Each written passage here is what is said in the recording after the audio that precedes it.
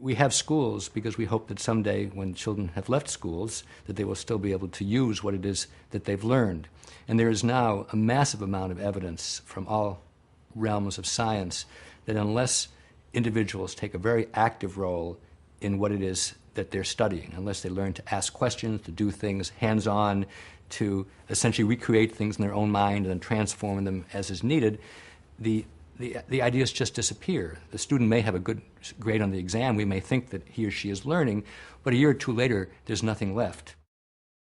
If, on the other hand, somebody has carried out an experiment himself or herself, analyzed the data, made a prediction and saw whether it came out correctly, if somebody is doing history and actually does some interviewing himself or herself, oral histories, then reads the documents, listens to it, go back and asks further questions, writes up a paper, that's the kind of thing that's going to adhere, where if you simply memorize a bunch of names and a bunch of facts and even a bunch of definitions, there's nothing to hold on to.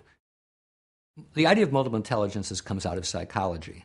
It's a theory that was developed to document the fact that human beings have very different kinds of intellectual strengths, and that these strengths are very, very important in how kids learn, and how people represent things in their minds, and then how people use them in order to show what it is that they've understood.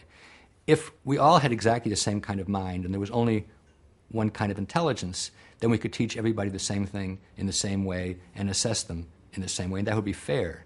But once we realize that people have very different kinds of minds, different kinds of strengths, some people are good in thinking spatially, some people are good in thinking language, other people are very logical, other people need to do hands-on, they need to actually explore actively and to try things out. Once we realize that, then an education which treats everybody the same way is actually the most unfair education, because it picks out one kind of mind, which I call the law professor mind, somebody who's very linguistic and logical, and says, if you think like that, great. If you don't think like that, there's no room on the train for you.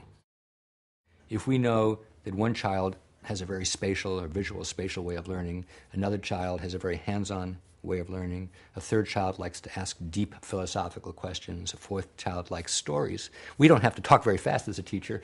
We can actually provide software, we can provide materials, we can provide resources which present material to a child in a way in which the child will find interesting and will be able to use his or her intelligences productively, and to the extent that the technology is interactive, the child will actually be able to show his or her understanding in a way that's comfortable to the child.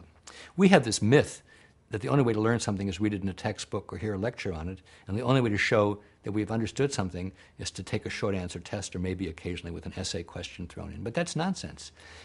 Everything can be taught in more than one way, and anything that's understood can be shown in more than one way. I don't believe because there are 8 intelligences we have to teach things 8 ways. I think that's silly. But we always ought to be asking ourselves, are we reaching every child? And if not, are there other ways in which we can do it? I think that we teach way too many subjects and we cover way too much material, and the end result is that students have a very superficial knowledge, as we often say, a mile wide and an inch deep, and then once they leave school, almost everything's been forgotten. And I think that school needs to change to have a few priorities and to really go into those priorities very deeply. So let's take the area of science. I actually don't care if a child studies physics or biology or geology or astronomy before he goes to college. There's plenty of time to do that kind of detailed work. I think what's really important is to begin to learn to think scientifically, to understand what a hypothesis is, how to test it out and see whether it's working or not. If it's not working, how to revise your theory about things. That takes time. There's no way you can present that in a week or indeed even in a month. You have to learn about it from doing many different kinds of experiments, seeing when the results are like what you predicted, seeing when they're different, and so on. But if you really focus on science in that kind of way, by the time you go to college, or if you don't go to college, by the time you go to workplace, you'll know the difference between a statement which is simply a matter of opinion or prejudice and one for which there's solid evidence. The most important thing about assessment is knowing what it is that you should be able to do. And the best way for me to think about it is a child learning a sport or a child learning an art form. Because there it's completely unmysterious what you have to be a quarterback or a figure skater or a violin player. You see it, you try it out, you're coached, you know when you're getting better, you know how you're doing compared to other kids. In school, assessment is mystifying. Nobody knows what's going to be on the test, and when the test results go back, neither the teacher nor the student knows what to do.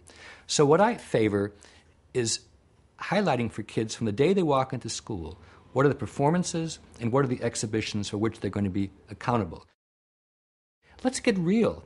Let's look at the kinds of things that we really value in the world. Let's be as explicit as we can.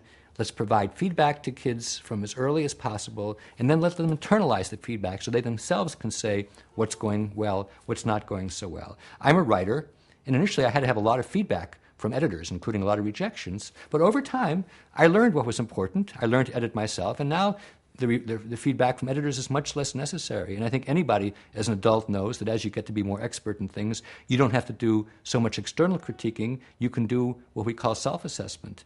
And in school, assessment shouldn't be something that's done to you. It should be something where you are the most active agent. I think for there to be long-standing change in American education that is widespread rather than just on the margins, first of all, people have to see examples of places which are like their own places where the new kind of education really works, where students are learning deeply, where they can exhibit their knowledge publicly, and where everybody who looks at the kids says, that's the kind of kids I want to have. So we need to have enough good examples. Second of all, we need to have the individuals who are involved in education, primarily teachers and administrators, believe in this, really want to do it, and get the kind of help that they need in order to be able to switch, so to speak, from a teacher-centered, let's stuff it into the kid's mind kind of education to one where the preparation is behind the scenes and the child himself or herself is at the center of learning. Third of all, I think we need to have assessment schemes which really convince everybody that this kind of education is working. It does no good to have child-centered learning and then have the same old multiple choice tests which were used 50 or 100 years ago. Finally, I think there has to be a political commitment which says that this is kind of education which we want to have in our country and maybe outside this country for the foreseeable future. And as long as people are busy bashing teachers or saying that we can't try anything new because it might fail, then reform will be stifled as it has been in the past. For more information on what works in public education, go to edutopia.org.